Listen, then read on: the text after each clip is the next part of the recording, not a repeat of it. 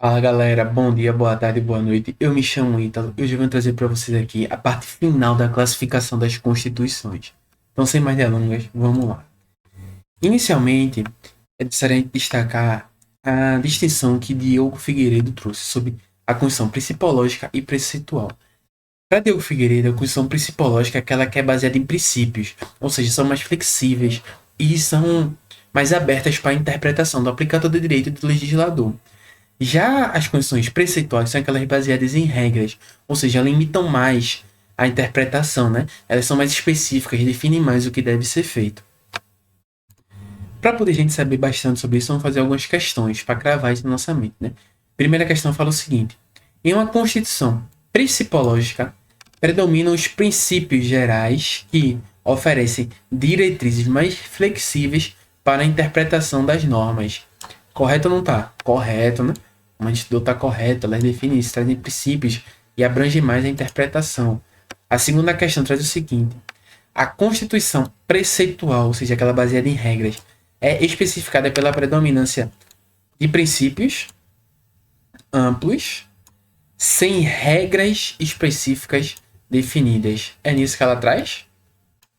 É isso que ela traz? Não, né? Então, a alternativa é incorreta, ela traz direitos específicos e tudo mais, não é muito ampla para a interpretação. Antes de a gente continuar, eu quero apresentar para vocês dois e-books que aí no link da bio. Você vai lá no meu Instagram, que está aí na descrição, vai no link da bio, clica lá, clica em e-book gratuito e baixa esse e-book gratuito aqui. Por quê? Com ele você vai conseguir acompanhar essa aula. E você acompanha essa aula é o seguinte: baixa ele, imprime, encaderna e vai lendo ele enquanto você vai assistindo a aula. O que eu for falando aqui de diferente, você escreve nesse e-book aí. Esse e-book é um resumo, esse e-book gratuito é um resumo, certo? Então, vai estar de forma resumida para você estudar o que é dado em um período inteiro de curso de Direito. Caso você queira ter essa informação, esteja cursando essa matéria num curso de Direito, vocês fazem o seguinte: adquire o e-book que é menos de R$ 10, a versão completa dele. Por quê? Porque essa versão completa, ela tem cerca de 50 a 70 páginas que você vai pegar, ler ela em coisa de algumas horas. Você pode dividir um pouco dele em 5 dias, em uma semana, e vai saber o que é dar em um curso de Direito o período inteiro. O período inteiro no curso de Direito hoje em dia deve estar custando 6, 7, 8, 9, 10 mil reais. Você com menos de R$ 10 vai adquirir um e-book e vai saber o que é dado num curso de período inteiro.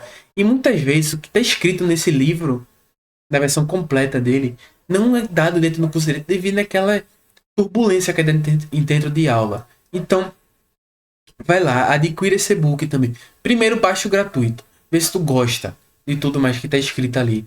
Vê ali. E se tu quiser se aprofundar e tudo mais, é que tu adquire o pago, certo? Só faz isso. Agora baixa esse e-book gratuito para poder acompanhar ela com base nele. Outra coisa, cientificamente, quando você cria um compromisso social, você retorna às aulas, você volta a assistir às aulas e tudo mais. Então eu quero que você faça o seguinte: nessa aula e todas as aulas da classificação da Constituição, você faz o seguinte: bota aí nos comentários classificação das Constituições e deixa o foguetinho. Por isso, você vai criar um compromisso social e lá na frente, quando você passar em um curso, você vai dizer: eu vim do IGP Cursos. E com isso, você vai divulgar esse movimento social que nós só temos aqui de democratização do direito. Certo? Então faz isso, eu crio esse compromisso social comigo, com o IGP Cursos, com todos os alunos e com você mesmo, para que você volte a estudar. Vai te incentivar a estudar, você criando esse compromisso social, certo? Além de se inscrever no nosso canal e ativar o sininho, né? Porque essa notificação de vídeo novo, de aula nova, também te incentiva cientificamente a voltar a estudar. Então faz isso, cria esse incentivo para tu, eu quero te ajudar a passar no concurso, a te ajudar a passar na faculdade, tudo mais, certo? É isso, galera, um abraço e agora vamos continuar agora em relação à plástica. Uma outra classificação que tem na Constituição é quando ela se for plástica. Essa relação aqui, existem dois autores que falam dela, né? Que é o Raul Machado da Horta e Pinto Ferreira. Raul Machado da Horta ele defende que as normas de conteúdo aberto, ou seja, para o legislador interpretar, né, de forma mais ampla e tudo mais. Que ele fala o seguinte, que essas normas agora na Constituição, sendo mais plásticas, o legislador pode interpretar elas de maneira mais aberta. Já o Pinto Ferreira ele fala o seguinte: mas se as normas devem ser mais flexíveis, as condições práticas devem ser mais flexíveis, ou seja, podem ser alteradas de maneira mais simples. Aqui ele defende que essas normas devem ser interpretadas, de maneira mais aberta, devem ser interpretadas para se adequar à realidade. Pinto Ferreira fala que elas podem ser alteradas para se adequar à realidade. Essa é a principal distinção delas. Elas buscam se adequar à realidade, só que Raul Machado fala que elas devem ser interpretadas para se adequar, e Pinto Ferreira devem ser alteradas. É a principal distinção delas. Então vamos lá, para a primeira questão que fala sobre isso. A primeira questão fala o seguinte: para Pinto Ferreira, a Constituição Plástica é sinônimo de Constituição flexível, leia-se, alterável, que pode ser alterada de maneira mais simples e rápida. Como a gente falou, alternativa correta. Segunda questão fala o seguinte: segundo Raul Machado da Horta, a Constituição é caracterizada pela facilidade de alteração formal, sem necessidade de norma ou conteúdo aberto. Raul Machado não fala de alteração, lembra? Interpretação. Então, alternativa incorreta. Agora é importante a gente destacar a Constituição simbólica, que ela cai muito em prova, que é a terminologia que Marcelo Neves traz, né? Marcelo Neves ele traz o seguinte, que essa Constituição simbólica, a Constituição, né, ela é mais uma Constituição política, é mais um movimento político. Por quê? Porque a Constituição ele traz normas que fazem o seguinte, que não são eficazes, né? São normas que o legislador traz para que o cidadão tenha mais confiança nele, acredite nele, né? Que elas retratam o compromisso que ele tem, né? Os interesses sociais e tudo mais. É mais um vínculo entre o legislador e o cidadão. Um exemplo que ele traz é o direito penal simbólico, né? Que a gente pode trazer nele, não, que a gente pode trazer, né? Direito penal simbólico. Além disso, ele fala o seguinte, que essas constituições têm um compromisso dilatório, ou seja, a sociedade não está pronta para resolver. Aquilo que o legislador faz, cria essas normas programáticas que não podem ser aplicadas. Muitas vezes ele faz o seguinte, cria normas que devem ser regularizadas por leis ordinárias, leis complementares, e joga lá na Constituição, elas não possuem eficaz, então volta para o Legislativo para poder ser resolvida e tudo mais, para poder ter sua administração, de como ela deve ser aplicada e tudo mais, e acaba sendo somente um compromisso dilatório do legislador com o cidadão, para que o cidadão acredite que o legislador fez aquilo para poder ajudar a sociedade e tudo mais. Além disso, ele traz o seguinte, que ela serve como uma confirmação dos valores sociais. Ela não resolve os problemas jurídicos normativos.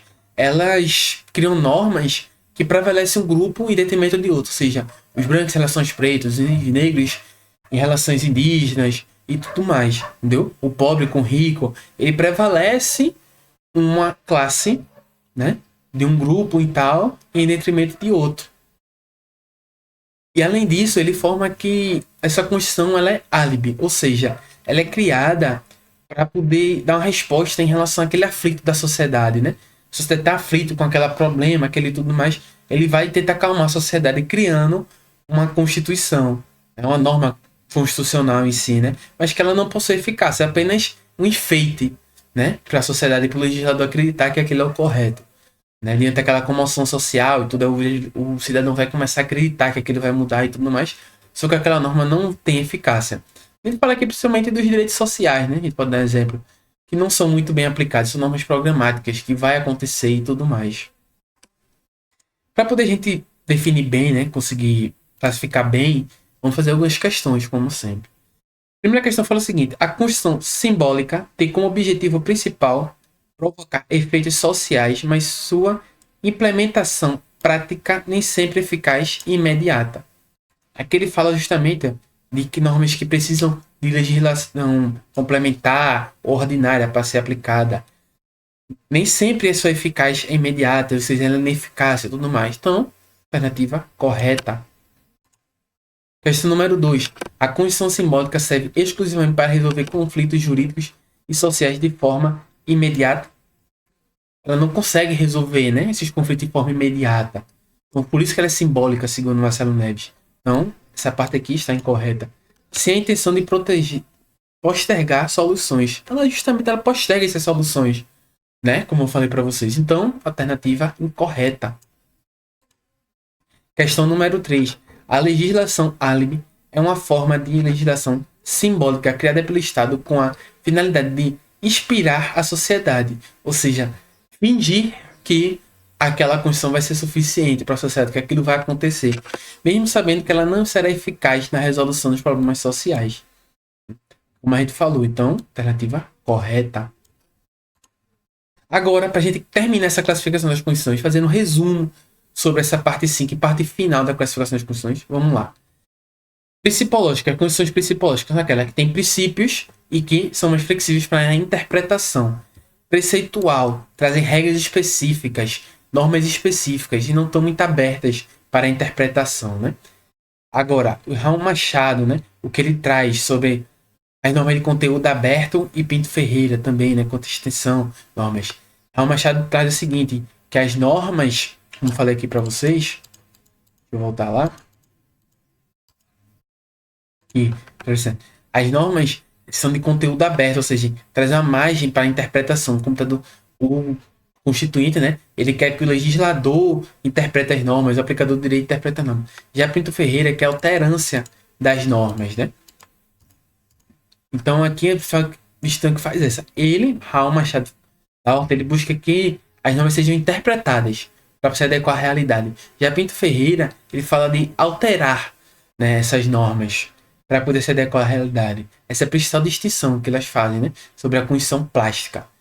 Já aqui no final, que a gente são as condições simbólicas, ele fala o seguinte, que ela busca que o legislador fique mais próximo do cidadão, criando normas que não tenham eficácia, que são normas dilatórias, ou seja, que não podem ser eficazes agora de imediato e tudo mais, além de trazer terminologia constituição álibi, que ou seja, serve para quê? Que é para poder criar uma ideia de fantasia para o cidadão que aquele problema vai ser resolvido, que aquela aflição que o cidadão vai ser resolvido. Então é isso, galera. Espero que vocês tenham gostado dessas aulas sobre classificação. E agora, vamos para a próxima aula. Segue aí nessa pasta aí para resolução de questões sobre classificação das constituições. Um abraço, até a próxima e vamos agora para resolução de questões na próxima aula.